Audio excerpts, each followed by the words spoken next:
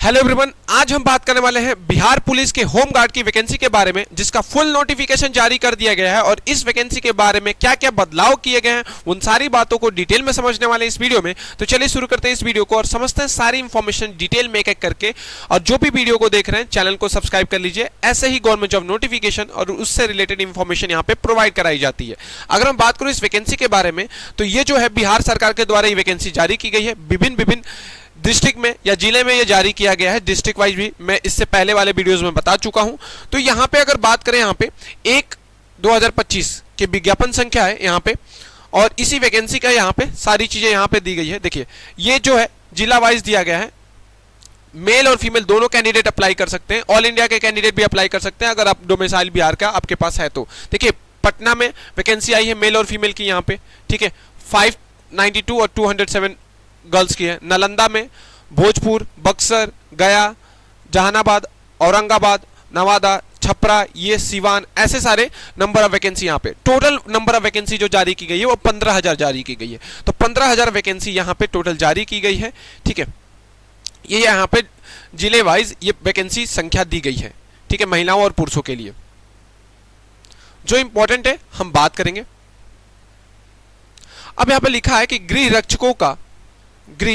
रक्षकों का स्वच्छा नामांकन जिला स्तरीय मेगा सूची के अनुसार जिलावार किया जाएगा तथा बिहार आरक्षण नीति के तहत अनुसूचित जाति, जनजाति, पिछड़ा वर्ग, अत्यंत पिछड़ा वर्ग, पिछड़े वर्ग की महिला, आर्थिक रूप से कमजोर महिलाओं प्रतिनिधित्व हेतु सामान्य प्रशासन विभाग बिहार, ये सब चीजें दी गई हैं कि जो भी नियम कानून है उसके अकॉर्डिंग ये वैकेंसी कंप्लीट कर जाएगी। देखिए पहले तो आप बिहार के स्थानीय निवासी होने चाहिए, ठीक है। अगर है डोमिसाइल आपके पास है तो इस वैकेंसी के लिए एलिजिबल है। उम्र जो आपकी काउंट की जाएगी वो 1 जनवरी 2025 से आपकी उम्र काउंट होगी। और यहाँ पे सबसे पहला चेंजमेंट किया गया है, यहाँ पे उम्र जो है 19 से 40 साल रखी गई है। और इसमें जो चेंजमेंट किया गया है कि किसी भी कैटेगरी को कोई भी छूट नहीं दी गई है। आपकी बस उम्र 19 से 40 साल होनी चाहिए तो इस वैकेंसी के लिए एलिजिबल है, कोई एज में छूट नहीं। अब यहाँ पे योग्यता पूछा है कि आप कितने पास आउट होने चाहिए। तो देखिए पहले ये वैकेंसी निकलती थी 10th पास आउट पे, अब ये वैकेंसी निकली है कितने, 12th पास आउट पे। 1/1/2025 से अकॉर्डिंग आप 12th पास आउट होंगे। अगर आप 12th पास आउट हैं तो इस वैकेंसी के लिए क्या है, एलिजिबल है। उसके बाद आपकी शारीरिक योग्यता चेक की जाएगी, मतलब ये 15 नंबर का आपका रहेगा, यहाँ पे फिजिकल आपका होगा, ठीक है। अब शारीरिक मापदंड क्या क्या रखा गया, ये सारी चीजों को डिटेल में बताने वाला हूं तो ये समझते चलिएगा। देखिए यहां पे सबसे पहले ऊंचाई, अगर मैं हाइट की बात करूं यहां पे तो सभी वर्गों के पुरुष अभ्यर्थियों के लिए जो भी मिनिमम जो आपकी हाइट होनी चाहिए 162.5 सेंटीमीटर होना चाहिए। 162.5 सेंटीमीटर अगर आपकी हाइट है, ठीक है, तो आप इसके लिए एलिजिबल है। सीना कितना होना चाहिए, सभी वर्गों के महिलाओं के लिए 153 रहना चाहिए। देखिए सभी वर्गों के महिलाओं के लिए 153 रहना चाहिए, ठीक है। और पूर्णिया और कोसी प्रमंडल के जिलों जैसे किसानगंज, ठीक है, सहरसा, सुपौल, मेधापुरा, ये जो जिले हैं यहाँ के पुरुषों अभ्यर्थियों के लिए 157 सेंटीमीटर हाइट रखी गई है। तो ये याद रखिए कि महिलाओं के लिए 153 सेंटीमीटर रखी गई है आपकी हाइट। अगर मैं सीना की बात करूं तो मेल कैंडिडेट के लिए ही सीना मेजरमेंट होता है, सीने में के मेजरमेंट होता है। यहाँ पे 79 सेंटीमीटर आपका होना चाहिए। 79 सेंटीमीटर आपका फुलाव के साथ आपका होना चाहिए, चेस्ट फुलाव के साथ। 76 सेंटीमीटर जो रहना चाहिए, जो भी पूर्णिया, अररिया, किसानगंज, कटिहार, ये सारे जिलों से बिलोंग करते हैं, उनका 76 सेंटीमीटर चाहिए, उनका 76 सेंटीमीटर चाहिए। और ये जो है 79, ये बिना फुलाव के साथ ये है 79। किसके लिए, सारे कैंडिडेट के लिए जो भी बिहार के बिलोंग करते हैं। 76 वो जिलों के लिए जहां पे जो किसानगंज, कटिहार, सहरसा, सुपौल इससे बिलोंग करते हैं, उनके लिए 76 बिना फुलाव के साथ चाहिए। अगर मैं बात करूं यहाँ पे तो यहाँ पे आपके पास चरित्र प्रमाण पत्र भी होना चाहिए, ठीक है, आपका सर्टिफिकेट भी होना चाहिए। कैसा सर्टिफिकेट, तो आपका कैरेक्टर सर्टिफिकेट भी होना चाहिए।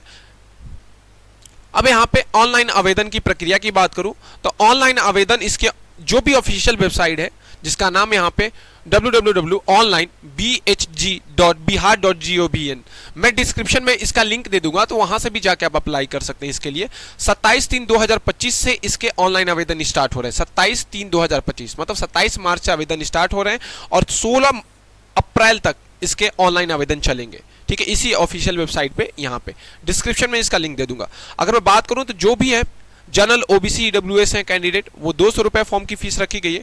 एसटी एससी और महिलाओं के लिए 100 रुपये फॉर्म की फीस रखी गई है। तो ये बात आप याद रखिएगा। ठीक है, आवेदन 27 से आपके स्टार्ट होने। नामांकन की प्रक्रिया देखिए, नामांकन की प्रक्रिया किस बेसिस पे रहेगा। पहला तो आप स्थानीय वहां के निवासी होना चाहिए, उसके बाद ऑनलाइन आवेदन किया जाएगा। 12th आपका क्वालिफिकेशन होना चाहिए, फिर आपका क्या होना चाहिए, दस्तावेज शारीरिक मापदंड होगा या शारीरिक फिजिकल टेस्ट होगा। शारीरिक योग्यता दक्षता की बात करूं यहाँ पे, तो याद रखिएगा आप ऊंची कूद, लंबी कूद, गोला फेंक, ये सारी चीजें ठीक है आपको करनी होगी। अगर किसी का भी हाइट और सीने का फुलाव जो है अगर नहीं होता है, जो भी एलिजिबल नहीं होते हैं, जिनका जो भी हाइट है या सीने का जो मेजरमेंट दिया है, अगर नहीं क्वालिफाई होते तो आगे उनको ऊंची कूद, लंबी कूद, गोला फेंकने के लिए नहीं बुलाया जाएगा। पहले ही आपको हटा दिया जाएगा।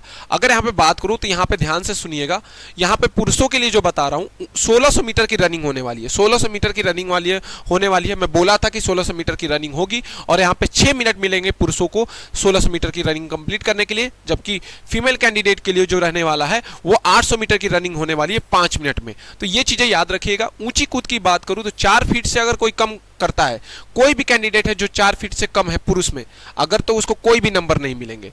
4 फीट करेगा तो 1 नंबर, 4 फीट 3 इंच तो 2 नंबर, अगर 5 फीट करते हैं तो 5 नंबर मिलता है, 5 फीट करेंगे तो 5 नंबर।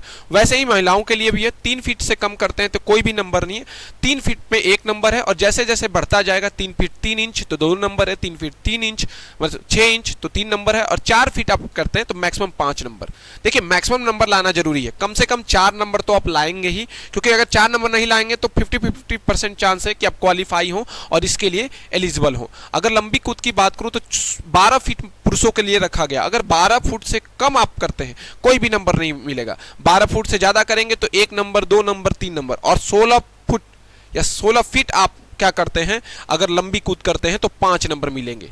आपको 15 फीट से ऊंची कूद करनी है, 4 नंबर हर एक में लाने की कोशिश करनी है। वैसे ही महिलाओं के लिए है, 9 फीट रखा गया, 9 फीट से कम करेंगे तो कोई भी नंबर नहीं मिलने वाला है, आप डिस्क्वालीफाई हो जाएंगे, और 13 फीट सबसे ज्यादा नंबर रखा गया 5 अंक का।